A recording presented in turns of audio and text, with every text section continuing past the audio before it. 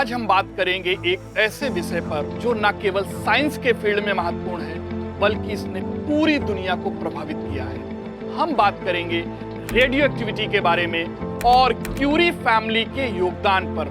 साथ में जानेंगे स्टोरी क्यूरी फैमिली की।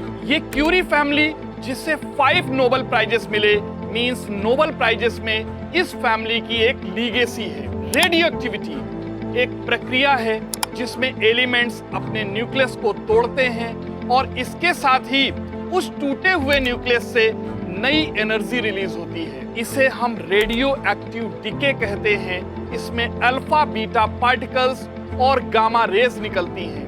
अल्फा पार्टिकल डीके में 2 प्रोटॉन 2 न्यूट्रॉन का एमिशन होता है जिसे हम हीलियम न्यूक्लियस के बराबर कह सकते हैं। बीटा पार्टिकल डीके में 1 इलेक्ट्रॉन का एमिशन होता है, जबकि गामा रेज रेडिएशन में हाई एनर्जी वाली इलेक्ट्रोमैग्नेटिक वेव निकलती है। रेडियो एक्टिव डीके को हम अपनी आंखों से तो नहीं देख सकते, लेकिन ये हमारे जीवन को प्रभावित कर सकती है। 38 रेडियो एक्टिव एलिमेंट्स में से केवल 28 रेडियो एक्टिव एलिमेंट्स ही नेचुरल हैं।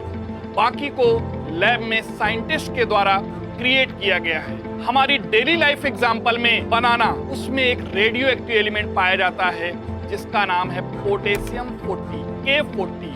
पोटेशियम 40 एक नेचुरल आइसोटोप है और यह पोटेशियम का केवल एक छोटा सा हिस्सा होता है जिसमें केवल 0.12% पोटेशियम पाया जाता है। यह रेडियो एक्टिव है।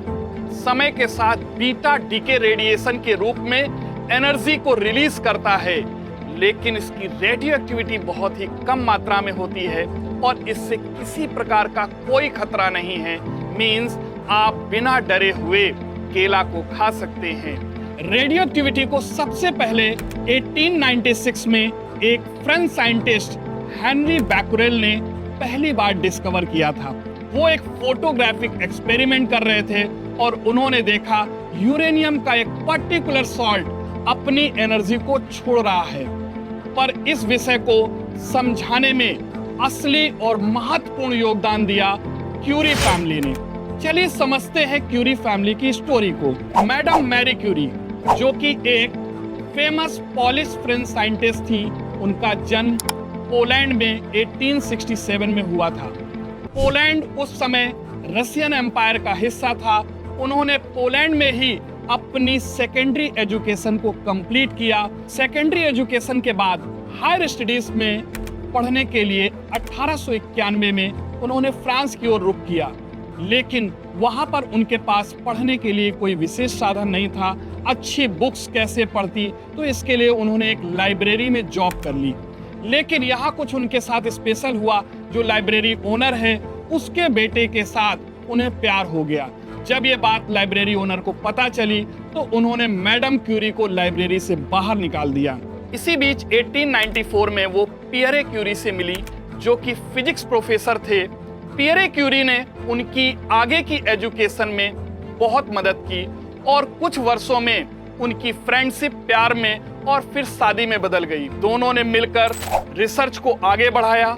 उन्होंने यूरेनियम के अलावा 2 नए रेडियो एक्टिव एलिमेंट्स, पोलोनियम जिसे सन 1898 में और रेडियम को सन 1902 में डिस्कवर किया। मैरी क्यूरी ने अपने जीवन में कई बड़े योगदान दिए।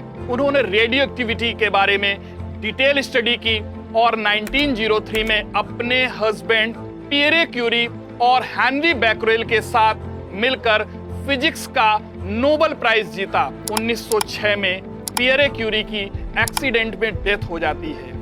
उसके बाद madam Marie Curie university of Paris में फिजिक्स प्रोफेसर बनी, जो कि वर्ल्ड की पहली महिला फिजिक्स प्रोफेसर थी। फिर 1911 में उन्होंने केमिस्ट्री का नोबेल प्राइज भी जीता, जो एक अनन्य उपलब्धि है कि किसी एक ही साइंटिस्ट ने फिजिक्स और केमिस्ट्री दोनों का ही नोबेल प्राइज जीता। उन्होंने रेडियम को अलग करने के लिए कई सारे प्रयोग किए। इसके अलावा उन्होंने यह भी देखा कि रेडियम का उपयोग कभी कभी कैंसर जैसी गंभीर बीमारी की, जो कि लाइलाज बीमारी है, उसमें भी किया जा सकता है। उन्होंने मोबाइल रेडियोग्राफी एक्सरे यूनिट बनाई, जो कि मेडिकल फील्ड में उनका बहुत बड़ा योगदान है।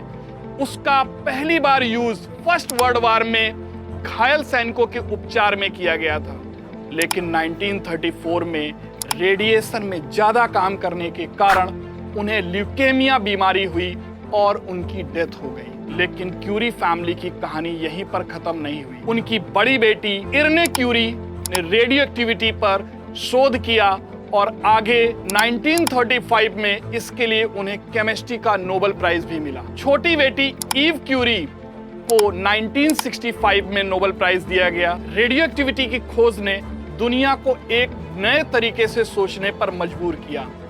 आज भी मेडिकल साइंस में कैंसर ट्रीटमेंट के लिए रेडिएशन का उपयोग होता है और न्यूक्लियर एनर्जी का इस्तेमाल बिजली बनाने में किया जाता है। साथ में सेकेंड वर्ल्ड वॉर में भी न्यूक्लियर बम का इस्तेमाल किया गया जो रेडियो एक्टिविटी पर बेस्ड था। क्यूरी फैमिली का योगदान हमेशा याद रख। उन्होंने अपने जीवन को खतरे में डालकर हमारे लिए एक नई दुनिया का रास्ता खोला।